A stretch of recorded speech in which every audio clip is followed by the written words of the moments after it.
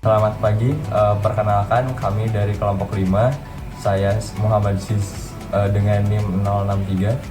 Saya Nikol Sikardo dengan NIM 035. Saya Arata Madakisna dengan NIM 092. Saya Sita Najma Salsabila dengan NIM 38. Saya Weni Kartika Yudhindrias dengan NIM 76.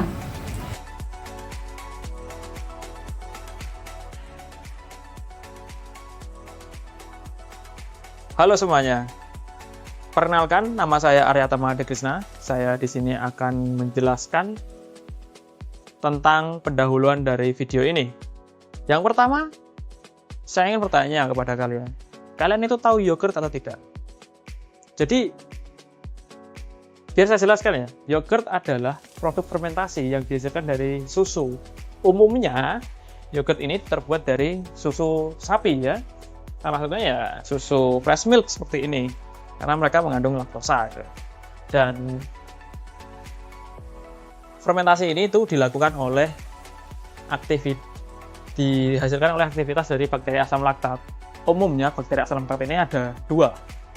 Yang pertama itu Lactobacillus bulgaricus dan dua Streptococcus thermophilus. Nah, kedua bakteri ini itu mereka akan mengubah gula susu atau laktosa jadi asam laktat sehingga timbul rasa asam dalam yogurt, dan asam laktat ini itu akan menyebabkan penggumpalan terhadap protein. Pada umumnya, yogurt itu terbuat dari susu dari hewan. Contohnya susu sapi ataupun susu kambing. Itu sebenarnya tergantung pada region atau daerah tempat-tempat yang berasal ya. Mereka mengkonsumsinya susu apa? Bisa susu kerbau, mungkin susu unta atau hewan-hewan lain seperti itu. Seiring perkembangan zaman, yogurt ini akhirnya dikembangkan lagi menggunakan alternatif susu nabati. Seperti yang digunakan adalah susu soya, ada susu soya dan juga susu oat seperti ini ya. Ini salah satu contoh susu nabati. Nah, kenapa digunakan susu nabati ini? Karena beberapa orang itu laktose intoleran, alias mereka tidak bisa mencerna laktosa, sehingga untuk menghindari efek samping dari masuknya laktosa dalam tubuh, akhirnya digunakanlah susu nabati. Selain itu juga tren diet sehat, veganisme, itu juga berpengaruh juga. Nah, pada kedua susu ini itu terdapat perbedaan ya, susu UHT atau susu hewan dan juga susu susu nabati. Nah, kandungan laktosa, kandungan lemak, kandungan protein ini dapat mempengaruhi proses fermentasi, tekstur serta karakteristik dari yogurt itu sendiri. Untuk informasi tambahan itu kan, tadi kan sudah saya sebutkan bahwa yogurt ini difermentasi oleh Lactobacillus bulgaricus dan Streptococcus thermophilus. Yogurt yang memiliki tekstur kental itu rata-rata memiliki dua bakteri ini. Karena emang yang menyebabkan pengentalan itu adalah bakteri Streptococcus thermophilus. Kalau kalian mungkin lihat di yogurt ini yang kental-kental, Cimory, mungkin Greek yogurt, Heavenly Blast. Ini mereka pasti menggunakan Streptococcus thermophilus. Beda lagi kalau drink yogurt yang masih encer gitu kan. Contohnya ada di Yakult, teman-teman.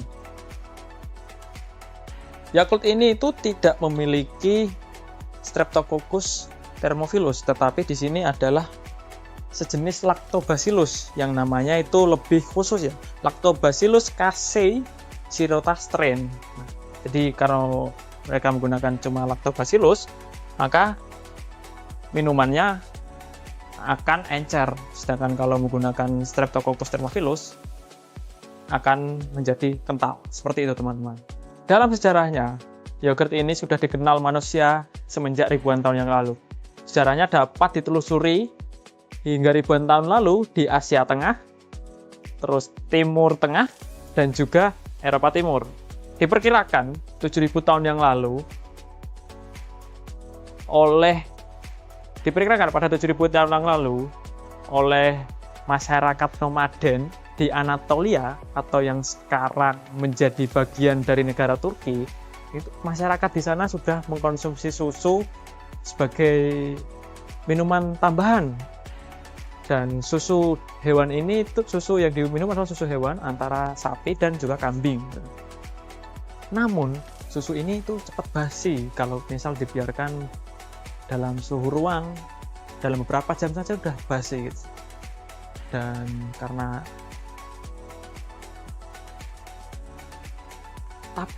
namun pada suatu ketika gitu kan, seorang nomaden mencoba menyimpan susu dalam sebuah kantong yang terbuat dari usus hewan, usus binatang ya, mereka ada kantong disimpan di situ. Dan setelah disimpan, itu ternyata susunya itu menggumpal, dicoba rasanya asam, ada manisnya, seperti itu. Ternyata di kantong tersebut, kantong yang terbuat dari usus hewan tersebut masih mengandung enzim dan juga bakteri yang bisa mengubah laktosa atau gula susu menjadi asam laktat. Gitu kan. Kondisi dalam kantung tersebut itu menciptakan lingkungan ideal untuk fermentasi susu dan menghasilkan tekstur kental dan rasa asam yang khas pada yogurt gitu.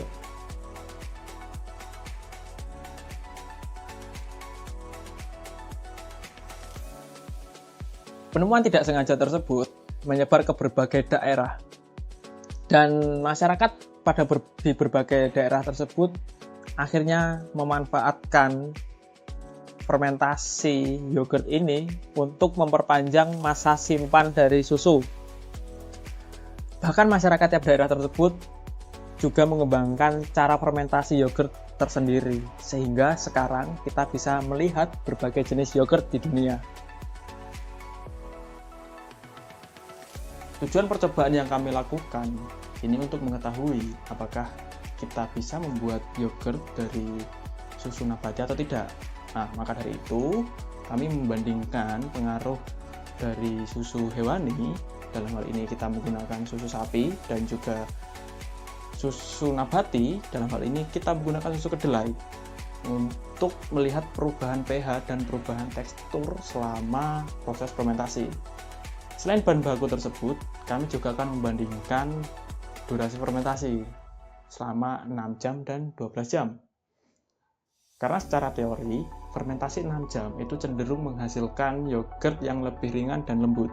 Sedangkan yang 12 jam memungkinkan untuk pembentukan tekstur yang lebih kental, rasa yang lebih asam, dan jumlah probiotik yang lebih tinggi. Nah, untuk membuktikan teori tersebut, maka nanti kita akan mencoba untuk membuat yogurt.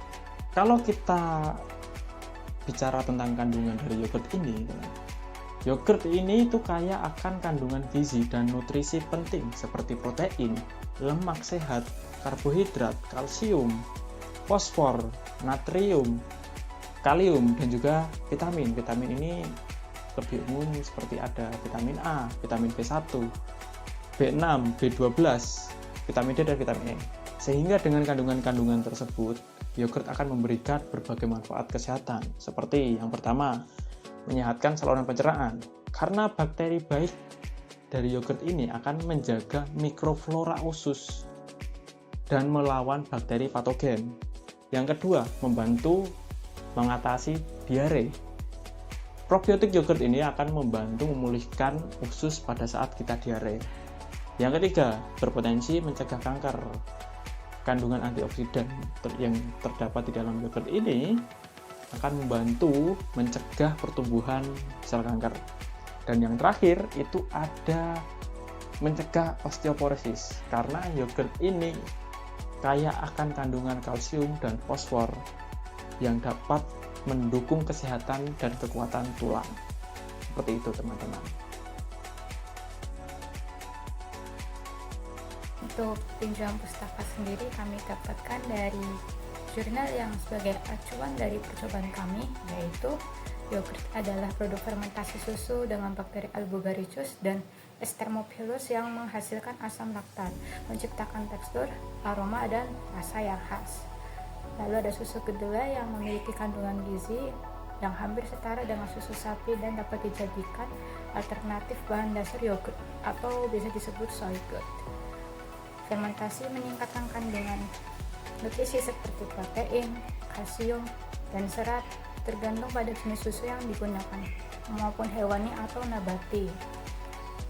Lalu kita juga mendapatkan bahwa faktor-faktor yang dapat mempengaruhi kualitas yogurt itu ada jenis susu yang digunakan, konsentrasi starter, jenis bakteri yang digunakan akan dalam fermentasi ini, lalu ada suhu fermentasi dan waktu fermentasi.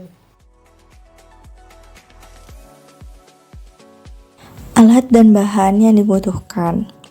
Untuk bahannya yang pertama ada susu UHT 200 ml, susu soya 200 ml, dan plain yogurt 40 ml.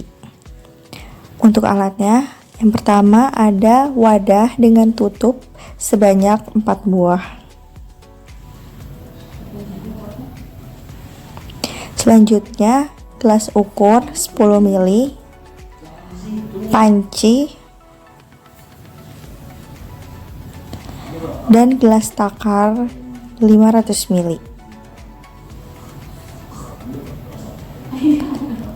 Lalu ada pH universal untuk mengukur pH fermentasinya. Langkah kerja. Yang pertama, tuangkan susu UHT ke dalam panci sebanyak 200 ml.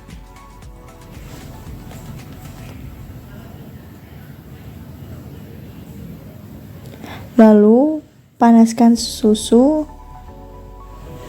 sampai terdapat buih-buih kecil di sekitaran susunya.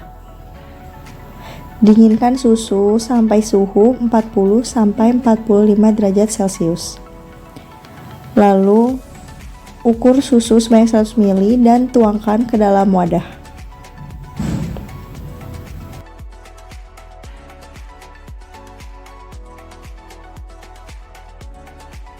Selanjutnya,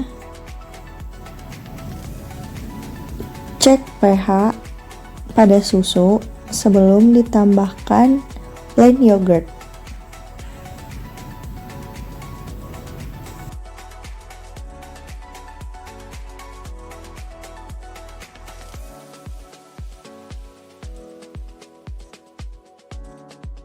Selanjutnya, ukur plain yogurt sebanyak 10 ml di dalam gelas ukur.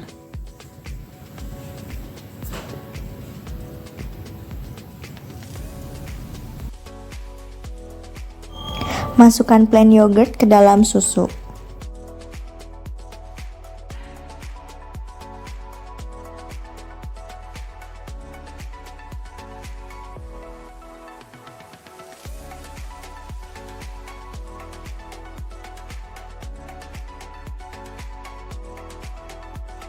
Setelah ditambahkan plain yogurt, cek kembali pH menggunakan kertas pH universal.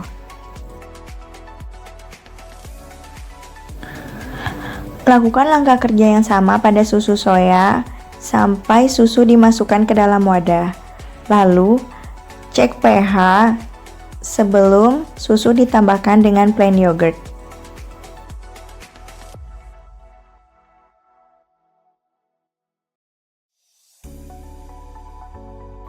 Dan setelah ditambahkan plain yogurt, cek kembali pH menggunakan kertas pH universal.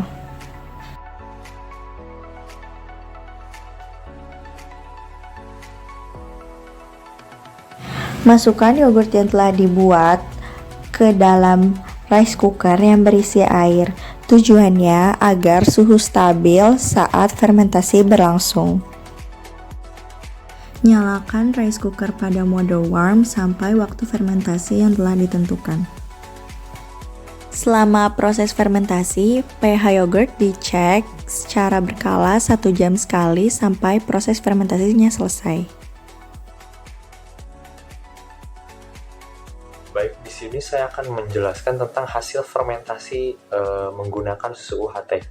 Bisa kita lihat pada tabel di sini bahwa perbedaan pH mulai terjadi ketika jam pertama dan jam kedua, yang dimana jam pertama itu pH masih berada pada titik 6 ya, angka 6, dan sedangkan pada jam kedua pH menurun menjadi angka 5. Namun di sini tekstur masih akan tetap encer seperti semula. Nah, perbedaan tekstur ini bisa kita lihat ketika pada jam ke-7 dan ke-8, yang dimana jam ke-7 itu tekstur pada fermentasi susu UHT ini masih kental, masih encer. Namun pada jam ke-8 itu menunjukkan mulai adanya adanya kekentalan yang semakin kental, dan pada jam 10 hingga jam 11 terjadilah penggumpalan pada fermentasi susu UHT seperti itu. Dan pH pada jam kedua hingga jam ke-12 di sini dapat kita lihat bahwa tidak terjadi penurunan yang signifikan. Tabel pada hasil fermentasi susu kedelai, yang dimana pada jam pertama hingga jam kedua itu pH itu mengalami penurunan yang dari angka 6 hingga ke angka 5. Namun tekstur akan tetap sama, masih tetap sama, yaitu masih encer. Nah, cuman tekstur ini bisa kita lihat perbedaannya ketika pada waktu jam 9 dan jam ke-10, yang dimana jam 9 itu tekstur pada fermentasi susu kedelai ini masih encer, sedangkan pada jam ke-10 tekstur ini akan mengental. Dan dapat kita lihat di sini bahwa hasil tekstur dari fermentasi susu kedelai ini akan lebih encer dibandingkan dengan tekstur pada susu UHT tersebut. Berdasarkan data yang diperoleh, terlihat bahwa pada jam ke-1 pH kedua jenis susu berada di angka 6. Kemudian mulai menurun menjadi pH 5 pada jam kedua dan tetap stabil di angka tersebut hingga akhir fermentasi. Penurunan pH ini menunjukkan bahwa bakteri asam laktat mulai bekerja dengan mengubah gula menjadi asam laktat. Proses ini penting karena pH yang menurun membantu membentuk tekstur yogurt yang lebih padat. Pada fermentasi selama 6 jam, tekstur masih tergolong encer karena waktu tersebut belum cukup untuk membentuk asam laktat secara maksimal. Sedangkan pada fermentasi selama 12 jam, tekstur berubah menjadi lebih kental, bahkan menggumpal, karena produksi asam laktat yang lebih banyak mampu mengendapkan protein dengan lebih sempurna. Ini menunjukkan bahwa semakin lama waktu fermentasi, semakin besar aktivitas bakteri, dan semakin tinggi pula keasaman serta perubahan tekstur pada yogurt. Pada susu UHT, tekstur awalnya encer dari jam ke-1 hingga jam ke-7. Pada jam ke-8 hingga ke-10, teksturnya mulai menjadi kental dan akhirnya pada jam ke-11 dan ke-12 berubah menjadi menggumpal. Hal ini menunjukkan bahwa fermentasi pada susu UHT berjalan cukup cepat dan menghasilkan yogurt dengan tekstur yang padat dan khas. Sementara itu, pada susu kedelai, tekstur juga awalnya encer pada jam ke-1 hingga ke-9. Baru pada jam ke-10, 11, dan ke-12 terjadi perubahan menjadi tekstur kental, namun tidak sampai menggumpal, seperti pada susu UHT. Hal ini disebabkan oleh perbedaan komposisi protein antara susu sapi dan susu kedelai. Protein dalam susu sapi, terutama kasein, lebih mudah membentuk gel karena terkena asam. Sementara protein pada susu kedelai cenderung lebih lambat dan menghasilkan tekstur yang berbeda dari susu UHT.